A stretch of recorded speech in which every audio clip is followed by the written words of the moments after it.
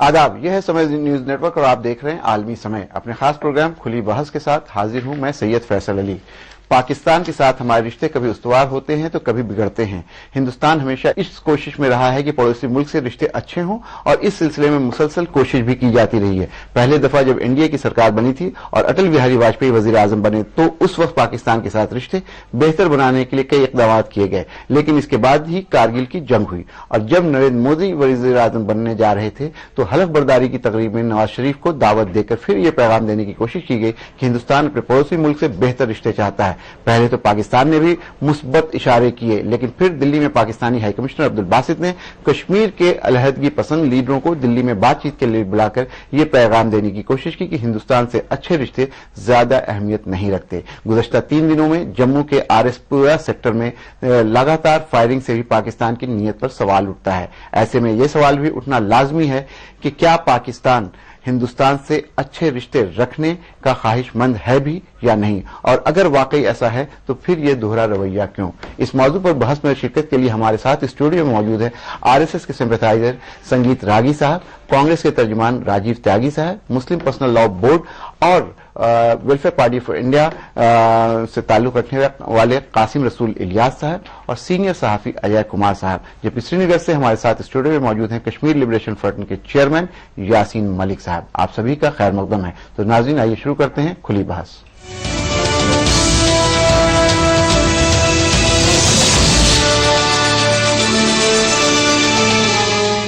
हिंद पाक रिश्तों में बेहतरी की कोशिशें एक बार फिर खटाई में पड़ गई हैं।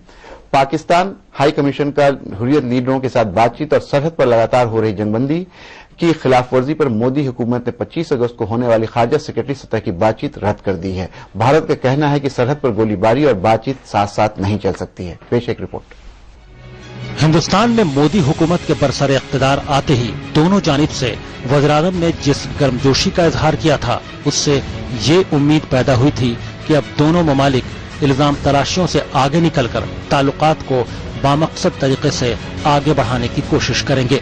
लेकिन खारजा सेक्रेटरी सतह की बातचीत से कबल पाकिस्तान ने भारत की एतमाद शिकनी करते हुए जम्मू कश्मीर के अलहदगी पसंद लीडरों से मुलाकात की। यही नहीं, पाकिस्तान ने सरहद पर भी गोलीबारी जारी रखी। पिछले 1 महीने में पाकिस्तान ने 15 बार सीज फायर की खिलाफ वर्जी की है। पाकिस्तान की इस हरकत की सरकार और अपोजिशन दोनों ने पुरजोर मजम्मत की। इस प्रकार के वातावरण में जहां भारत सरकार आदरणीय नरेंद्र मोदी जी के नेतृत्व में इतना प्रयास कर रही है पड़ोसियों के साथ रिश्तों को बढ़ाने में, बेहतर करने में, ऐसे में कोई भी संकेत प्रत्यक्ष या अप्रत्यक्ष इस्लामाबाद की ओर से आता है तो इसका बहुत अनुकूल प्रभाव नहीं रहता। इसके लिए मंथन इस्लामाबाद में बैठी सरकार को भी करना होगा और यहां पर उनके दूतावास को भी करना होगा। पाकिस्तान के हाई कमिश्नर उन लोगों को, सेपरेटिस्ट लोगों को बुला के अलहदा से बात कर रहे हैं। कैसे बात कर सकते हैं? क्यों बात कर रहे हैं? रोज हमारी सरहदों पर हमारे फौजियों को जख्मी किया जाता है और सरकार खामोश तमाशाई बनी बैठी है। दूसरी जानिब पाक हाई कमिश्नर अब्दुल बासित ने जम्मू कश्मीर को मुतनाज़ा खित्ता बताकर कश्मीरी लीडरों से बातचीत को जायज ठहराया। अब्दुल बासित ने कहा कि पहले भी पाकिस्तानी लीडरान हुर्रियत लीडरों से मिलते रहे हैं। उन्होंने कहा कि पाकिस्तान हिंदुस्तान के साथ अच्छे रिश्ते चाहता है और अमन की कोशिशें रुकनी नहीं चाहिए। We are convinced in Pakistan that our problems with India can only be resolved through peaceful means and through a result-oriented and meaningful dialogue process. And it should also be underlined that peace is in our mutual interest. And dialogue is not a favor by Pakistan to India or vice versa. वहीं हुर्रियत लीडरों का कहना है कि कश्मीर दोनों ममालिक के बीच कशीदगी की अहम वजह बना हुआ है, इसलिए कश्मीर मसले के हल के लिए कश्मीरी अवाम के जज्बात का ख्याल रखना जरूरी है। हुर्रियत लीडर शब्बीर अहमद शाह ने कश्मीर इशू पर सहरुखी बातचीत पर जोर दिया। जब कश्मीर पे बात होनी है तो लाजमन उनको हमसे भी बात करनी चाहिए, इसमें कोई गुनाह नहीं है। हैरत की बात लग रही है, कांग्रेस तो सियासतकारी कर रहे हैं, लेकिन अगर बीजेपी भी कर रहे हैं, उनको कौन सी प्रॉब्लम है? जब उनके दौर में अटल बिहारी वाजपेयी साहब ने बात की तो उस वक्त भी हमारे साथ उन्होंने बात की, और उसके बाद जब यूपीए सरकार में जब चल रही थी 10 साल, उसके दौरान भी बहुत सारे पाकिस्तान के लोग आए, फॉरेन मिनिस्टर्स आए, उन्होंने हमारे साथ बात की, तो उस वक्त शोर नहीं उठाया। अगर एक माहौल बन रहा है, इस माहौल में जो प्राइम पार्टी है, आप उसको नजरअंदाज करेंगे, आप उसको कॉन्फिडेंस में नहीं लाएंगे, आप उससे बात नहीं करेंगे, तो बात आगे बढ़ेगी कैसे? तारीख गवाह है कि पाकिस्तान ने हमेशा भारत के भरोसे को तोड़ा है।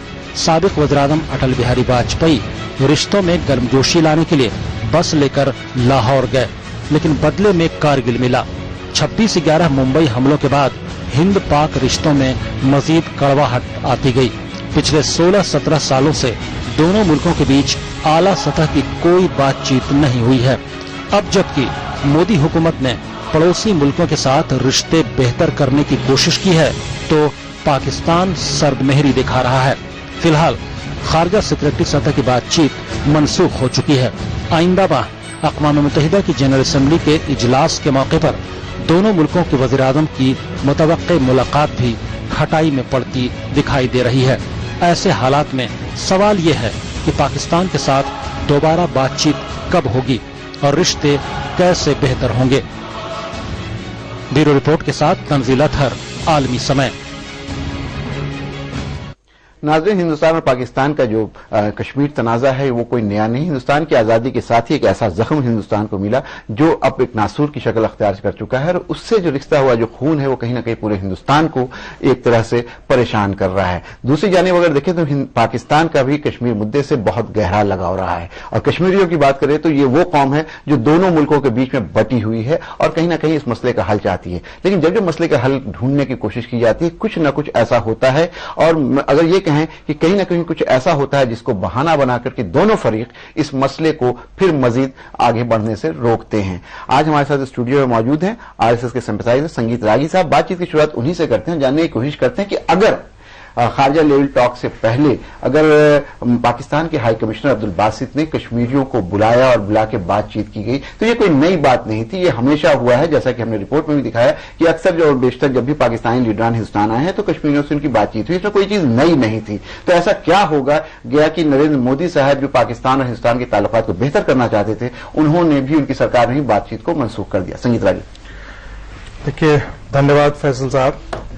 पहली बात तो कि जिन लोगों को पाकिस्तान के दूतावास और पाकिस्तान के एम्बेसडर ने बुलाया है वे वो लोग हैं जो पाकिस्तान परस्त हैं।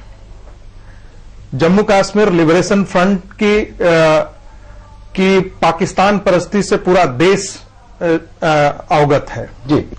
2013 में भी जो व्यक्ति हाफिज सईद के साथ, लश्कर तैयबा के चीफ के साथ, हाफिज सईद के साथ मंच शेयर कर सकता है, जो 26/11 का गुनाहगार है, वैसे व्यक्तियों के साथ पाकिस्तान का दूतावास संपर्क में रहे और यह भारत सरकार को मान्य हो, ऐसा संभव नहीं था। यहां पे एक मिनट मैं अपनी बात पूरी कर रहा हूं जी। क्यों इन लोगों को दिया जाना चाहिए तवज्जो? यदि जम्मू कश्मीर के बाद सवाल है तो सारे जम्मू कश्मीर के लोग उसमें उसके प्रतिनिधि हो सकते हैं। सिर्फ जम्मू कश्मीर लिबरेशन फ्रंट ही क्यों? बिल्कुल सही। वाई क्यों? उन्हीं लोग क्यों? और क्यों इनको बुलाया जाना चाहिए? यह देश का आंतरिक मामला है। भारत सरकार पाकिस्तान सरकार के साथ बात कर रही है।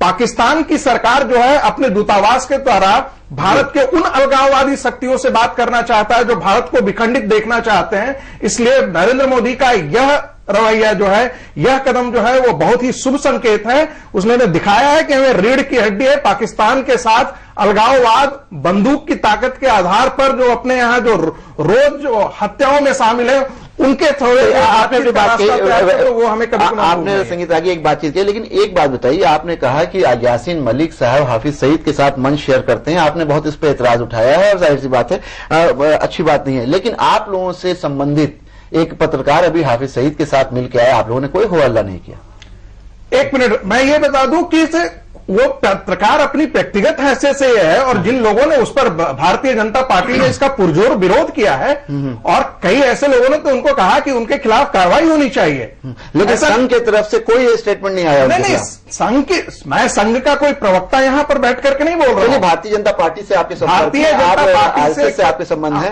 भारतीय जनता पार्टी की तरफ से स्पष्ट और बहुत वरिष्ठ मंत्रियों ने कहा है कि उनसे पूछताछ की जानी चाहिए, एनआईए उनसे पूछताछ करनी चाहिए। संगीत रागी जी कि ठीक है, इनसे पूछताछ करनी चाहिए जिन पर, लेकिन एक मिनट, वेद प्रताप वैदिक का हाफिज सईद से मिलना और यासीन मलिक का जो पूरा का पूरा रिकॉर्ड है, जिसके पूरे हाथ काश्मीरी हिंदुओं के खून से सने हुए हैं, ऐसे व्यक्तियों के साथ बातचीत करना, यह कतई दोनों के बीच में बहुत बड़ा अंतर है।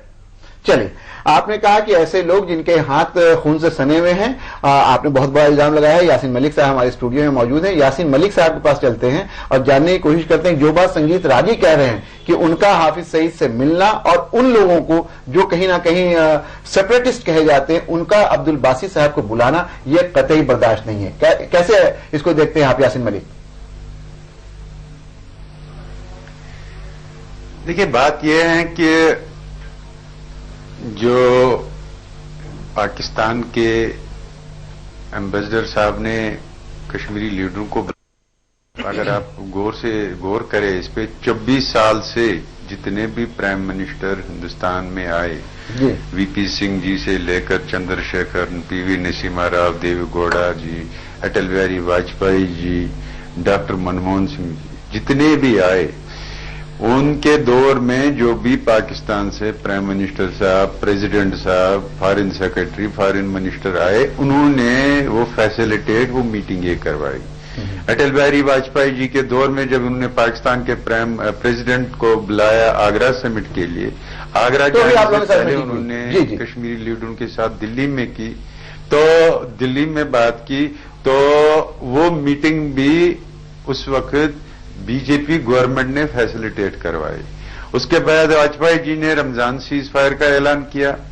जब रमजान सीज फायर का ऐलान किया, it is on record, Vajpayee ji ने कहा अगर कश्मीरी लीडर पाकिस्तान जाना चाहते हैं, पाकिस्तान की गवर्नमेंट से बात करने के लिए और मिलिटेंट लीडरशिप से बात करने के लिए, ताकि एक ऐसा पीसफुल एटमॉस्फेयर क्रिएट किया जाए जो बातचीत के लिए सूदमंद साबित होगा। तो ये जो आज तक 24 साल में जो प्रेसिडेंट्स क्रिएट की हैं, ये न हिंदुस्तान ने, ये न पाकिस्तान ने क्रिएट की है, न कश्मीरी लीडरों ने, ये प्रेसिडेंट्स खुद हिंदुस्तान के 7 प्राइम मिनिस्टरों ने क्रिएट की हैं। आज जो बीजेपी की गवर्नमेंट दिल्ली में है, टीम ये वही है जो पहले मीटिंगें फैसिलिटेट करवाती थी। आज इनका कैप्टन बदल चुका है जी। आज इनका कैप्टन कह रहा है वो सारे फैसले गलत थे। फिर मेरा इनसे एक सवाल है, या तो वो ये कहे कि जो 7 प्राइम मिनिस्टर थे वो तो बिल्कुल गलत थे, उन्होंने गलत फैसले किए हैं, और आज जो यहां पर बैठा है at the helm of affairs, he is the only mister right in India जी। इसलिए ये जो इनकी बातें हैं कि हमने जी रीड की हेडी, उसका फैसला सही है, ये फैसला तब सही माना जाएगा जब ये ऑन रिकॉर्ड कहे कि जो इसका प्रेडिसेसर था और इसने ऑन रिकॉर्ड कहा। आपकी एक बहुत अहम बात बताई है, यहाँ पर संगीत रागी मौजूद है, उनसे ये मैं पूछना चाहता हूं कि आपने सुना यासीन मलिक को, इन्होंने साफ साफ कहा, और ये हिस्ट्री भी है कि जब आगरा समिट हुआ था तो आप लोगों ने, जाहिर सी बात है आपकी पार्टी की सरकार थी, आपके सबसे बड़े लीडर अटल बिहारी वाजपेयी वजीर आजम थे, उन्होंने भी इन लोगों की बातचीत करवाई थी, फैसिलिटेट हुई थी, और कई बार ये देखा गया है कि सरकारों ने बातचीत करवाई है। तो क्या वो सारे गलत थे, यहां तक कि आपके खुद के वजीर आजम अटल बिहारी वाजपेयी गलत थे, नरेंद्र मोदी सही है? ऐसा है कि पिछले ये और भी आवश्यक था कि इस बार ऐसी बातचीत नहीं होने दी जाए। ऐसा इसलिए कि पिछले सात प्राइम मिनिस्टर की, जिसके यासीन मलिक जी ने बात की है जी, पिछले 7 प्राइम मिनिस्टर्स ने कश्मीर के अलगाववादियों के साथ बातचीत किया। नहीं, उसमें तो वाजपेयी भी है। एक मिनट, मैं तो वही कह रहा हूं कि पिछले 7 प्राइम मिनिस्टर्स ने, जिसमें एनडीए के भी प्राइम मिनिस्टर्स थे, उन लोगों ने कश्मीर के अलगाववादियों से बात की, जिसमें यासीन मलिक भी शामिल हैं जी। लेकिन उसका नतीजा क्या निकला? ये लोग पाकिस्तान के साथ मिलकर के देश में कत्लेआम मचाते हैं, कश्मीर के अंदर कत्लेआम मचाते हैं। ये रोज इनका वहां पर रोज प्रदर्शन वहां के सरकारी तंत्र का चलिए, आपकी बात इन मान लेते हैं। सारी चीजों चलिए, में संगीत रागी, आप इन ये कहा सारे कि ये लोग इससे अलगाववादी हैं। यही साबित होता है कि इनका बातचीत में या भारत के संविधान, भारत की अखंडता में कोई इनका विश्वास नहीं है, ये चाहते नहीं है, इसलिए ऐसे तत्वों को सख्ती से निपटा जाना चाहिए। ऐसे आपने अपनी बात कही, बातचीत का कोई रास्ता नहीं। राजीव त्यागी कांग्रेस के स्पोक्समैन हमारे साथ है। राजीव त्यागी से जानना चाहते हैं, आपने यासीन मलिक साहब की बात सुनी, आपने संगीत रागी की बात सुनी। संगीत रागी बहुत फॉर्म स्टैंड लेके ये कह रहे हैं कि नहीं, ऐसे लोगों से जो अलगाववादी हैं, जो सेपरेटिस्ट हैं, जो अलहदगी पसंद है, इनसे सख्ती से निपटना चाहिए। लेकिन फिर बात वहीं आ जाती है राजीव त्यागी जी, तो फिर क्या मसला कश्मीर इसी तरह से फंसा रहेगा? कश्मीर के मसले का कोई हल नहीं होगा। हल होना है तो जाहिर सी बात है कि जो कश्मीर के डिफरेंट शेड्स हैं, पॉलिटिकल शेड्स हैं, उन सबके साथ बातचीत करनी होगी। क्या कहते हैं राजीव साहब? देखिए फैजल साहब, निश्चित रूप से हम प्रजातांत्रिक देश में रहते हैं, और जब प्रजातांत्रिक देश में रहते हैं तो बातचीत सबसे बढ़िया तरीका होता है किसी भी समस्या को सुलझाने के लिए। जी, मैं तो याद दिलाना चाहूंगा आपके व्यूअर्स को कि जर्मनी का जब एकीकरण हुआ था तो वो भी बातचीत से ही हुआ था। तो निश्चित रूप से जर्मनी, पूर्वी जर्मनी या पश्चिमी जर्मनी मिल सकते हैं तो बहुत सारी चीजें मिल सकती है, इसमें कहीं कोई दो राय नहीं। आप क्या कहना चाहते हैं? हिंदुस्तान पाकिस्तान ही मिल सकता है? मैं वो नहीं कहना चाहता, वो नहीं कहना चाहता, आप कंप्लीट करने दीजिए। मैंने कहा जमहूरियत में बातचीत के अलावा और कोई रास्ता होता नहीं है, सबसे पहला रास्ता बातचीत का होता है। बिल्कुल। पाकिस्तान से समस्या सुलझाने के लिए तीन ही रास्ते हैं, तो बातचीत करिए, या फिर जो टेरर कैंप्स हैं उनको आप डिस्ट्रॉय करिए, नंबर 2। नंबर 3, या फिर आप एक काम करिए, अपने बॉर्डर बिल्कुल सील कर दीजिए, और बॉर्डर सील करके पाकिस्तान से रिश्ते बिल्कुल खत्म कर दीजिए। ये 3 तरीके हैं पाकिस्तान से रिश्ते रखने के या ना रखने के। लेकिन मेरा पूछना सिर्फ यासीन मलिक साहब से है कि यासीन मलिक साहब मुझे ये बताएं कि आज के समय में उनका स्टैंड क्या है। उनके स्टैंड के हिसाब से बहस हो इस पे, असारा आलमी पे, तो बेहतर चीज होगी और बेहतर कोई विकल्प निकल के आएगा। और यासीन मलिक साहब को एक बात और याद दिलाना चाहता हूं कि अगर 7 प्राइम मिनिस्टर से आपसे बात की है तो वो इसलिए बात की कि भारत में जमहूरियत है, इसलिए आपसे बात की।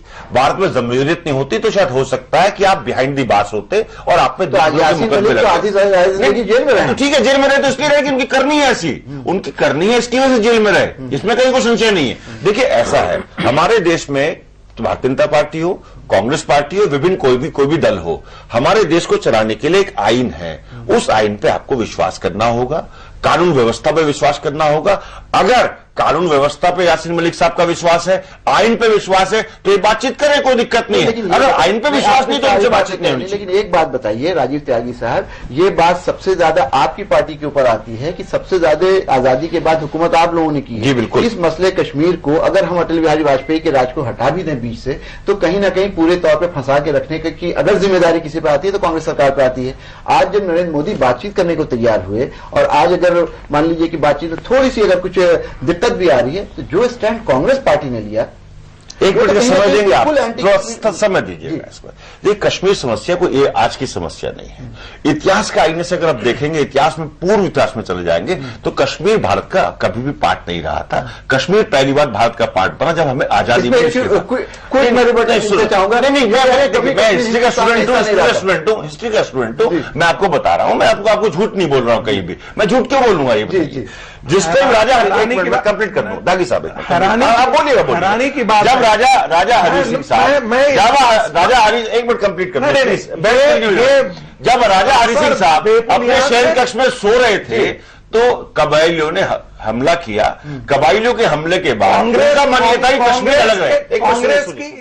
मेरा कहना यह है कि राजा हरि सिंह साहब को जब जवाहरलाल नेहरू साहब ने मदद भेज करके उनसे बकायदा पहले एग्रीमेंट किया कि कश्मीर भारत का अभिन्न रंग रहेगा। अगर मैं गलत बोल रहा हूं तो इतिहास में जाके देखिए। और उन्होंने एग्रीमेंट करने के बाद कबायलियों को खदेड़ने का काम किया हिंदुस्तानी फौज ने, कश्मीर हमारा हिस्सा हो गया। मेरा कहना यह है कि आज के समय में चलिए राजा हरि सिंह को छोड़ दें, सबको छोड़ दें। मैं ये कहना चाहूंगा यासीन मलिक साहब से अगर बात हो रही है तो हिंदुस्तान में डेमोक्रेसी इसलिए बात हो रही है, उस डेमोक्रेसी से कोई कमजोरी नहीं समझे यासीन मलिक साहब। कश्मीर समस्या का हल जो मैंने आपको बताया या पाकिस्तान से जो मैंने हल बताया, वो 3 ही तरह के हल है। या तो बातचीत करिए, बातचीत करके टेबल पे बैठिए, या फिर टेरर कैंप खत्म करिए। बातचीत कैसे हो? भारतीय जनता पार्टी की पाकिस्तानी एम्बेसडर ने आप लोगों ने कहा कि भारतीय जनता पार्टी की दिक्कत यह है कि भारतीय जनता पार्टी जो है अपनी कथनी करने में अंतर है उसकी। अगर भारतीय जनता पार्टी कूटनीतिक रूप से, राजनीतिक रूप से ठीक होती तो नौबत नहीं आती। फैसल साहब, संगीत वक्त हो गया, ब्रेक के बाद आएंगे वापस, तो आपसे बातचीत करें। नाज़रीन, यहाँ पे वक्त हो गया ब्रेक का, ब्रेक के बाद वापस आएंगे, गुफ्तगू जारी रहेगी। लेते हैं एक ब्रेक।